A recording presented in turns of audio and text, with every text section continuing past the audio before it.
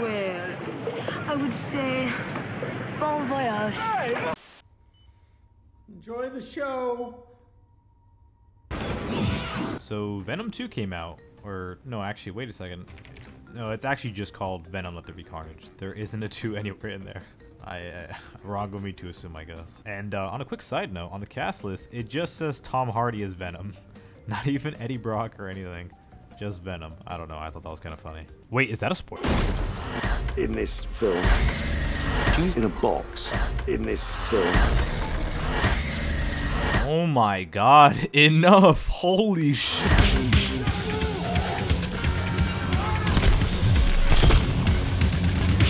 Actually, you know what? This movie's kind of sick.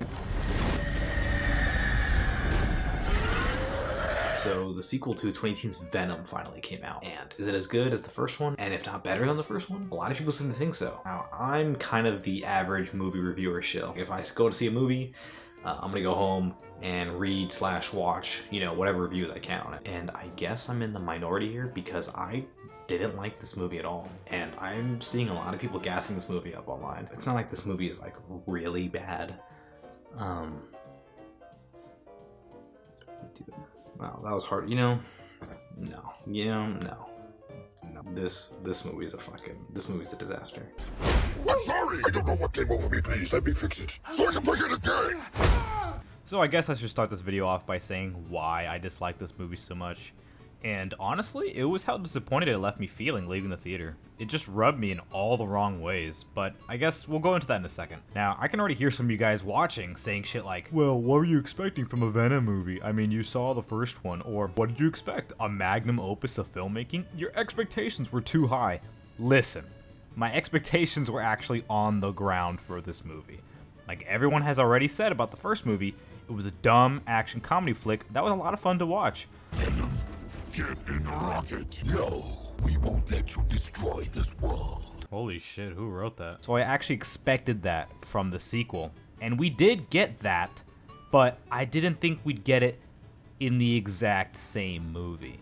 And let me just get this out of the way right here. Regardless of what I say in this video, I have the utmost respect for Andy Serkis and the rest of the cast and crew. They clearly worked their asses off to make us an entertaining movie, and they definitely succeeded. But that doesn't mean it's free from criticism. And boy, do I have some criticism for this movie. And by the way, from here on out, I'm just gonna start calling it Venom 2 for convenience's sake, because that title is too long to keep repeating over and over. And if we are gonna actually try and fix this movie, we're gonna have to talk about what's wrong with it first.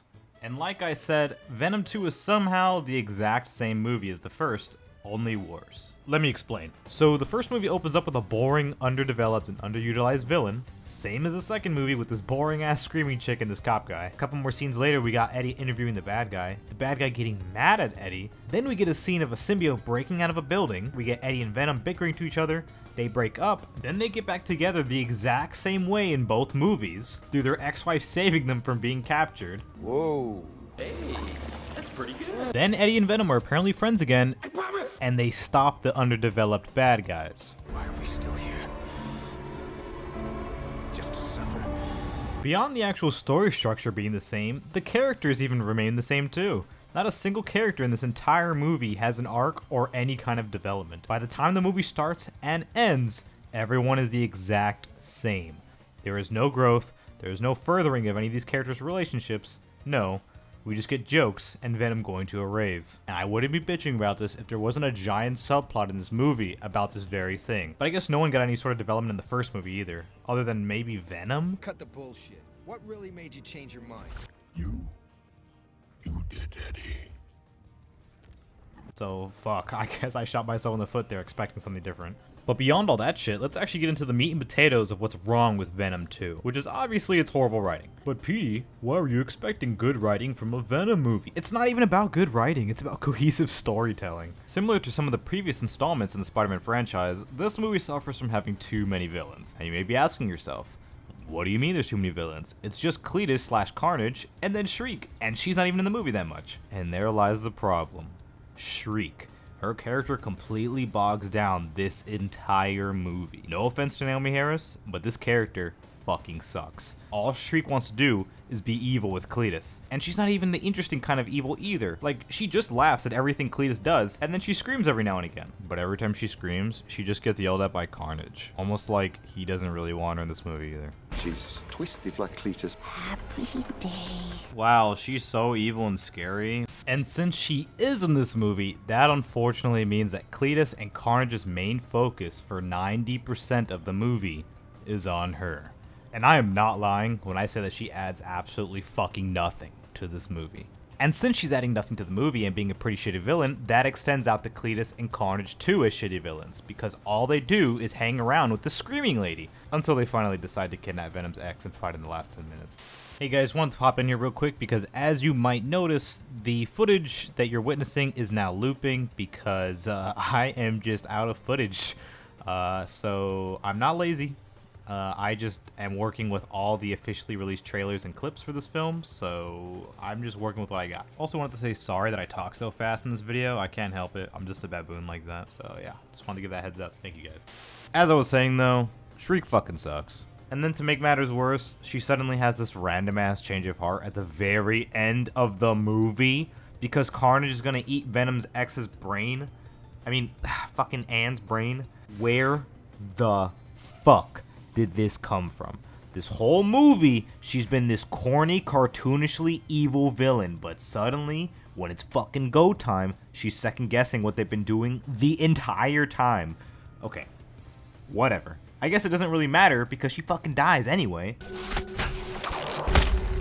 And I guess if I'm gonna bash on Shriek, I might as well bash on Carnage and CLETUS too. And I'll start this part off by saying they're both fine. Of course, beyond the fact that they're disappointing as fuck, but for the most part, they're fine, right? Woody Harrelson does what he can with the script he's given, but it's still ultimately a disappointing representation of both CLETUS and Carnage. And you know what? Let's get into that a little bit. So when we're introduced to CLETUS, he's our stereotypical serial killer, right? He gets off from all the media coverage that he and his murderers are getting, so he decides that he might spill some beans to Eddie Brock if he's interviewed, hoping that his fans will eat up some more of his sick antics. Eddie and Venom then do some light detective work, and they eventually figure out where all the murder victim bodies are hidden. Murder victim bodies, dead bodies, whatever, fuck. So this then gets CLETUS put on death row, and then that ultimately leads to him having the Carnage symbiote. Now, I actually think that all that is fine. The movie has set up CLETUS and why he wants to take out Eddie, because he basically killed him. He put his ass on death row. So great, we got the main conflict of the movie pretty much set up, right? Except not, because CLETUS wants to fuck Shriek so goddamn bad that he decided to basically ignore Eddie Brock until the very end of the movie. Awesome.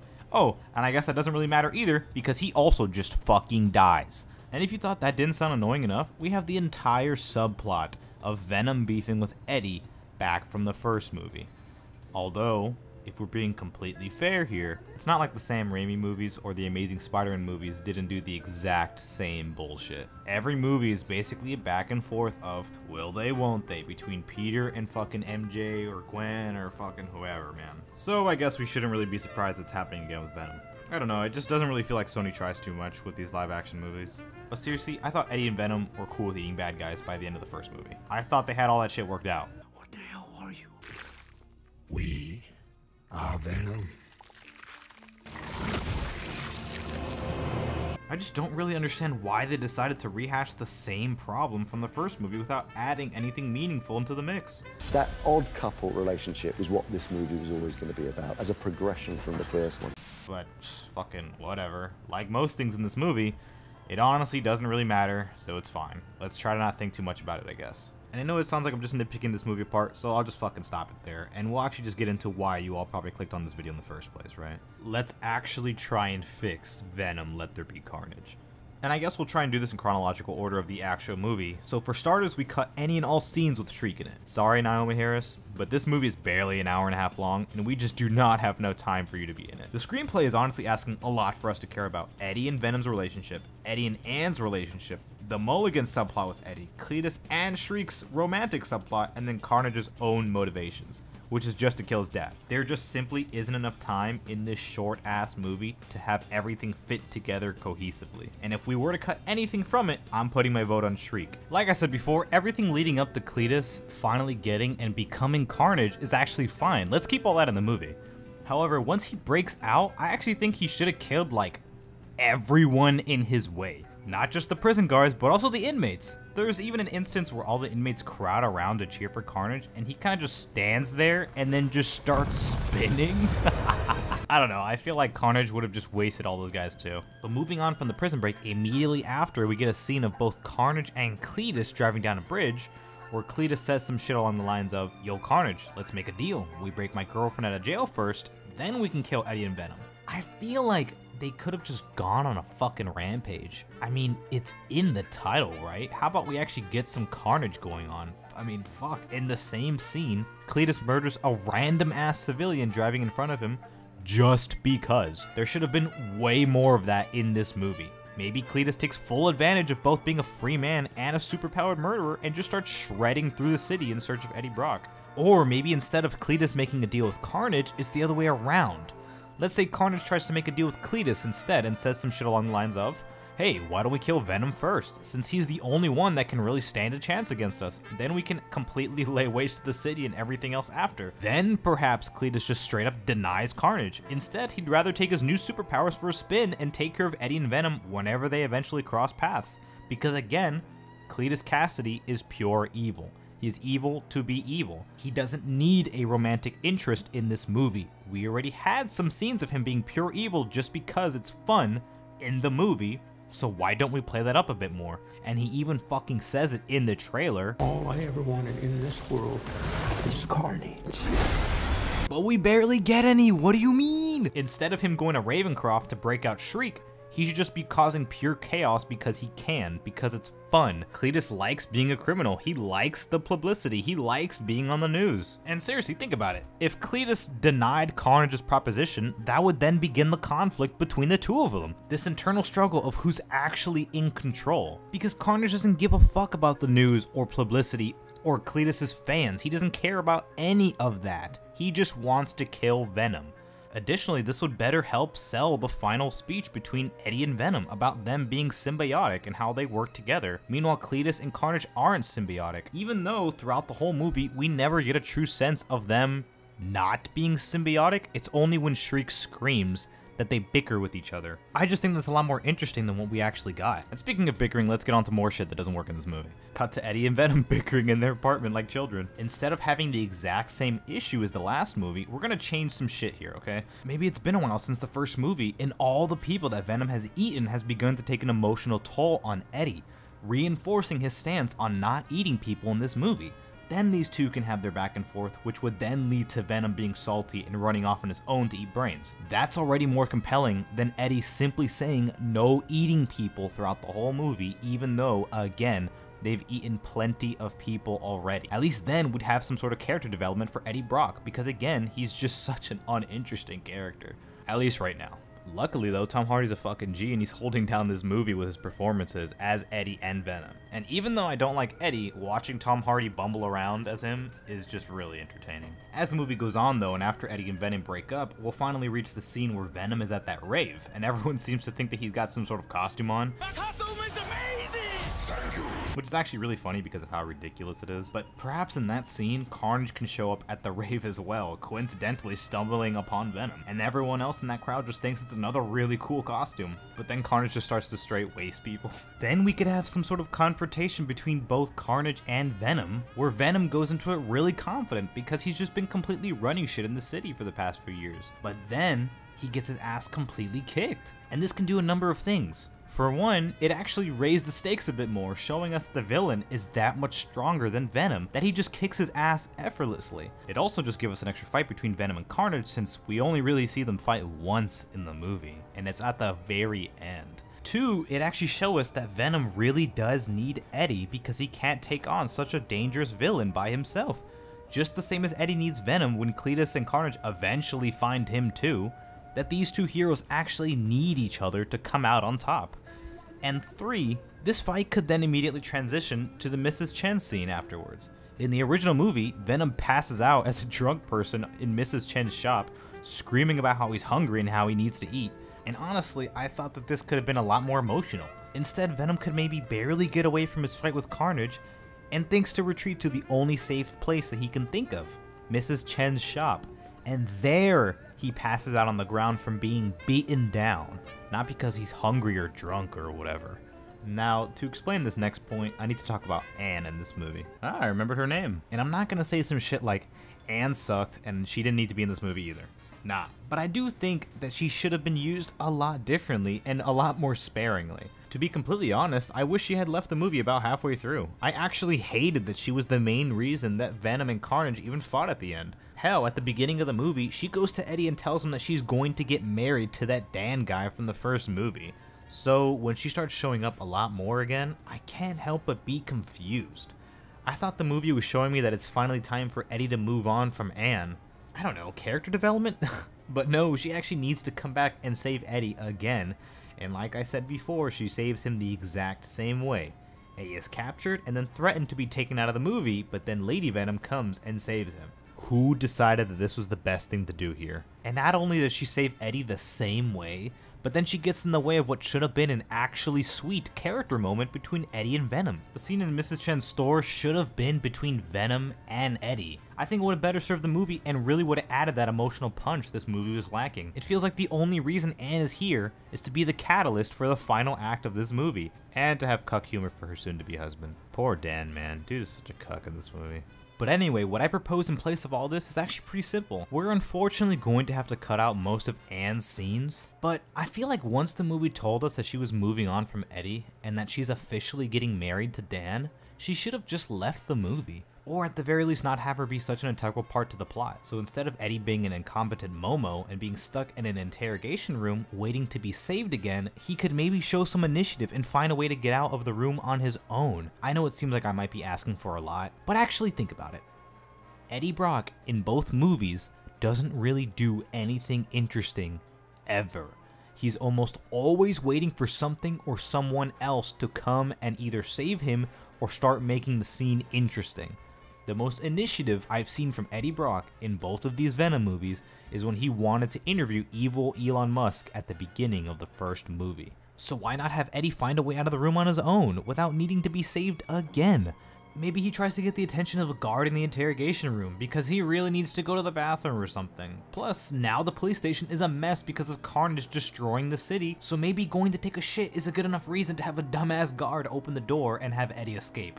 I don't know, it doesn't seem any less stupid than what we've seen in these movies already. And besides, this gives another opportunity to the writers to add in another joke. And this movie is full of those as is, so honestly, it's perfect. Then you can have a quick scene of Eddie Brock making it outside and witnessing Carnage firsthand in the distance. And now Eddie thinks, oh fuck, we have to stop that. So he runs off to find Venom. This could show us that Eddie is an actual character with enough initiative to man up and seek out Venom.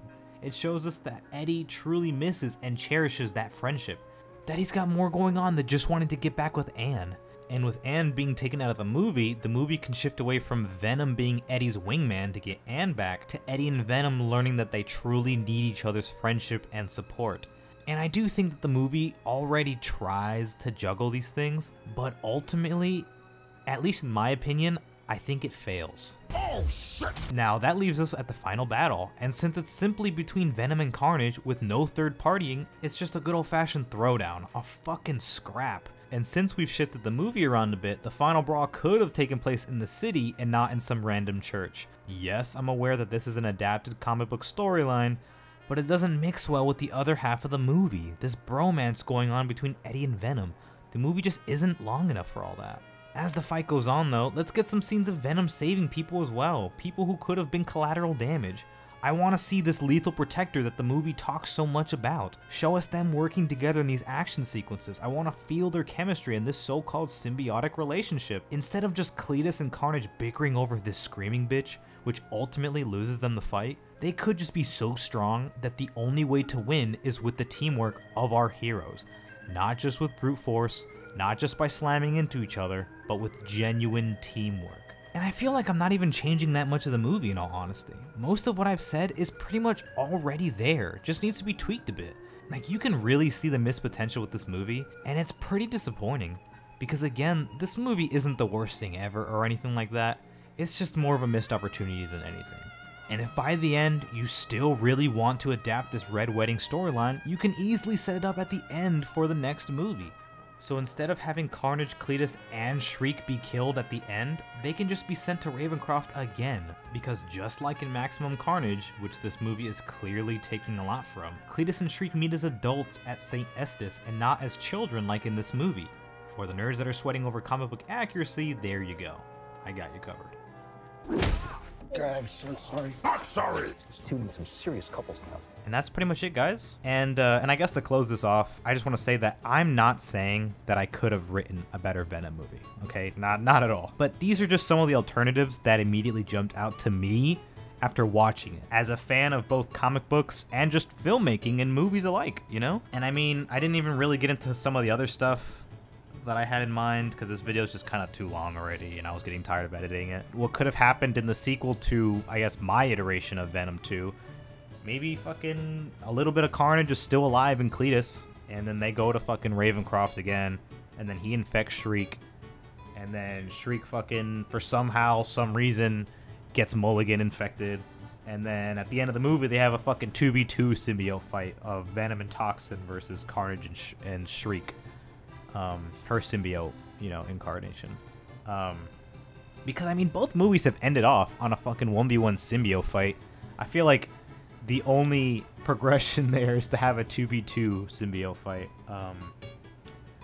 And I don't really know too much about Toxin, apparently, but I just know that Mulligan is apparently Toxin, and that he's a hero, kind of, in the comic. But again, that's just fanfic bullshit, because none of that really matters, since at the end of the movie, Venom is in the MCU now. So, I mean, it doesn't really matter. We're probably never gonna fucking see anything in this movie ever again, maybe. I don't know. Or maybe we will. I mean, who knows?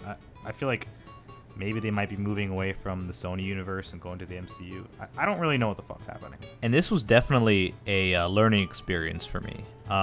You know, just editing this video and just watching it over. I really talk so fast, and I don't really pronunciate shit that well sometimes. And this video is really just more of like a rant than anything. And for any future video essays, they're definitely gonna be more organized and well thought out. Or, I mean, if the rant was fun, I mean, I'll do more rants, I guess. I don't really know. It didn't seem all that organized, looking back, you know, editing it in post, but whatever. Thanks again, guys. Really appreciate the support.